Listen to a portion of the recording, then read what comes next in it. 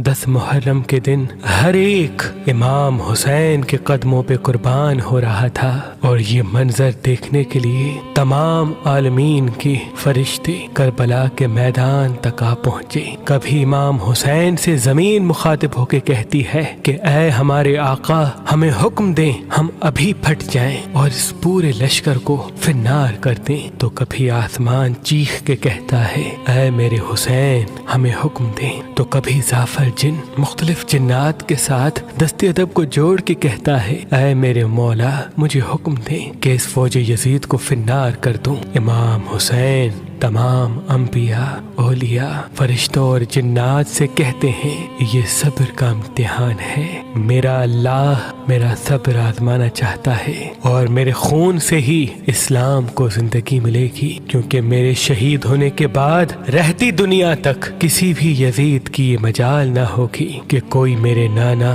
حضرت محمد مصطفیٰ صلی اللہ علیہ وآلہ وسلم کی شریعت کو جھوٹا کہے۔ بس سب مولا حسین کا امتحان دیکھ رہے ہیں۔ امام حسین علی اکبر کے سینے سے برچھی نکالتے ہیں تو کبھی اپنے 6 ماہ کا بچہ قربان کرتے ہیں۔ جب آپ کے ساتھ کوئی نہ رہا، آپ خیام میں آتے ہیں، بیویوں سے الوداع کہتے ہیں، امام سجاد کو وصیتیں کرتے ہیں کہ اسلام کے لیے ہر دکھ تکلیف کو برداشت کرنا، لیکن قدم قدم پہ اپنے نانا کی رسالت کی گواہی دیتے رہنا۔ بس جیسے ہی بیویوں سے الوداع کہہ کے زلجنا کو حکم دیتے ہیں کہ اے میرے گھوڑے، مجھے میدان میں لے کے چل، زلجنا آگے نہیں بڑھتا۔ امام حسین زلجنا کے قدموں میں دیکھتے ہیں کہ آپ کی بیٹی سکینہ زلجنا کے پیروں میں لپٹی ہوئی ہے۔ آپ اترتے ہیں، اپنی بیٹی سے فرماتے ہیں اے میری بیٹی سکینہ، اپنے بابا سے الوداع کہو۔ بی بی سکینہ فرماتی ہے بابا صبح سے لے کے اب تک جو میدان میں گیا وہ واپس نہیں آیا۔ امام حسین فرماتے ہیں اے میری بچی، ہمارے خون سے تمہارے نانا کا دین بچے گا، صبر کرو۔ آپ یتیمی کا پرسہ دیتے ہیں اور میدان میں آ کے باواز بلند فرماتے ہیں اے لوگو، میں رسول اللہ کا نواسا حسین ہوں، فاطمہ کا بیٹا، علی کا لال، میں وہ ہوں جس کے لیے اللہ کے رسول بار بار فرماتے تھے کہ حسین منی وانا من الحسین، میرا خون رسول اللہ کا خون ہے، میرا گوشت رسول اللہ کا گوشت ہے۔ کیوں مجھے قتل کرنا چاہتے ہو؟ کیا میں نے شریعت میں کوئی ترامیم کی ہے؟ کسی انسان کا حق غصب کیا ہے؟ کیوں میرے بچوں کو مارا ہے؟ کیوں 3 دن سے ہمیں پیاسا رکھا ہے؟ فوج یزید ایک آواز میں کہتی ہے کہ ہم سب تجھے تیرے بابا علی کے بغض میں قتل کرنا چاہتے ہیں۔ پھر آپ فرماتے ہیں آج جو اسلام کا پرچم تم ہاتھوں پہ بلند کر کے کھڑے ہو، یہ پرچم میرے بابا علی نے بلند کیا تھا۔ خیبر و خندق میں اگر میرے بابا علی نہ ہوتے تو اسلام کی فتح ناممکن تھی۔ آج اس علی کو یہ صلہ دے رہے ہو کہ اس کی اولاد کو اس بیابان میں بھوکا و پیاسا کر کے قتل کر رہے ہو۔ بس عمر بن سعد کہتا ہے کہ حسین کی بات نہ سنو، حملہ کر دو۔ تاریخ نے لکھا امام حسین علیہ السلام کے مد مقابل جو بھی آیا وہ فنار ہوا۔ زمین پہ اس سے پہلے ایسی جنگ نہ دیکھی گئی کہ ایک 3 دن کا بھوکا پیاسا شیر کی طرح لڑ رہا ہے اور فوج دور دور بھاگ رہی ہے۔ بالآخر شمر عمر بن سعد نے یہ سوچا کہ یہ علی کا شیر ہے، اس سے مقابلہ کرنا ناممکن ہے۔ پوری فوج کو کہتے ہیں کہ ایک ساتھ امام حسین پہ حملہ کیا جائے، لیکن کوئی بھی امام حسین کے قریب نہ جائے، دور دور سے امام حسین کو تیر مارے اور آدھی فوج جا کے خیام کو آگ لگا دے۔ بس ہزاروں کی فوج نے امام حسین کو چاروں طرف سے گھیرا اور دور دور بھاگتے ہوئے امام حسین کو تیر مارتی رہی، نیزے مارتی رہی، اور کچھ امام حسین کے قیام کو جلاتے ہیں۔ امام حسین کبھی خیموں کی طرف جاتے ہیں، کبھی سپاہیوں کی طرف آتے ہیں۔ بس اتنے میں آواز غائب آتی ہے اے حسین، تیرا اللہ تجھ سے راضی ہوا۔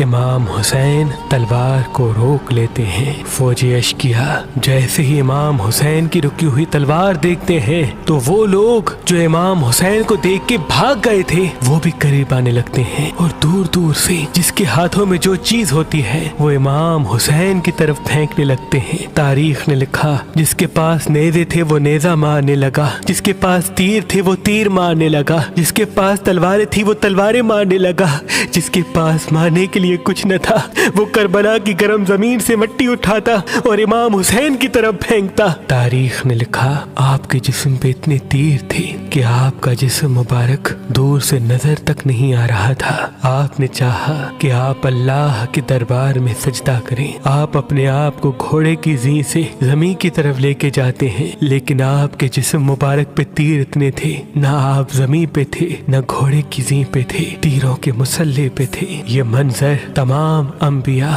دیکھ کے زارو قطار رو رہے تھے۔ بس جو بھی امام حسین کا سر کاٹنے کے لیے قریب آئے، امام حسین کے چہرے میں ان کو رسول اللہ کا چہرہ نظر آئے اور وہ چیخ کے دور چلا جائے۔ بس شمر نے کہا یہ کام مجھ سے ہونا ہے۔ بس شمر قریب آتا ہے، امام حسین کے سر سے امامہ اتارتا ہے، آپ کے بالوں میں ہاتھ ڈالتا ہے، چھری کو گلے پہ رکھتا ہے، پہلی ضرب چلاتا ہے۔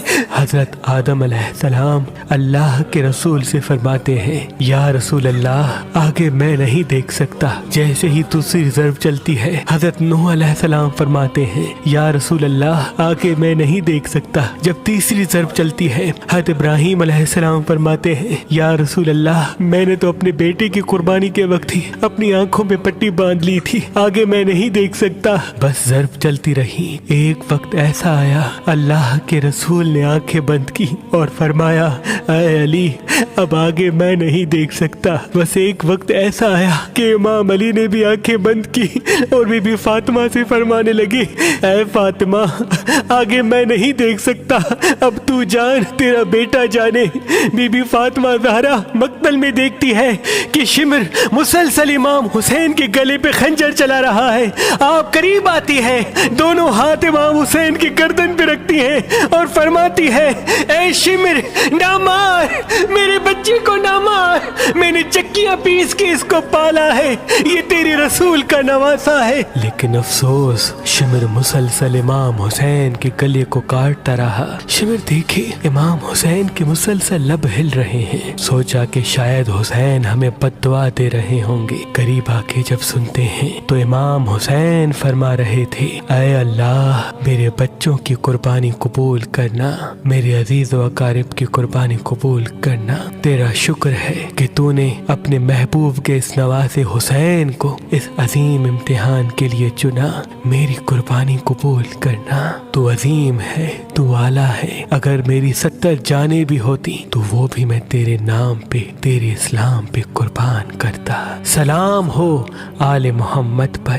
سلام ہو رسول اللہ کے خاندان پر، جنہوں نے ہر تکلیف کو برداشت کر کے قیامت تک اسلام کو زندہ کر دیا، قیامت تک اسلام کو زندہ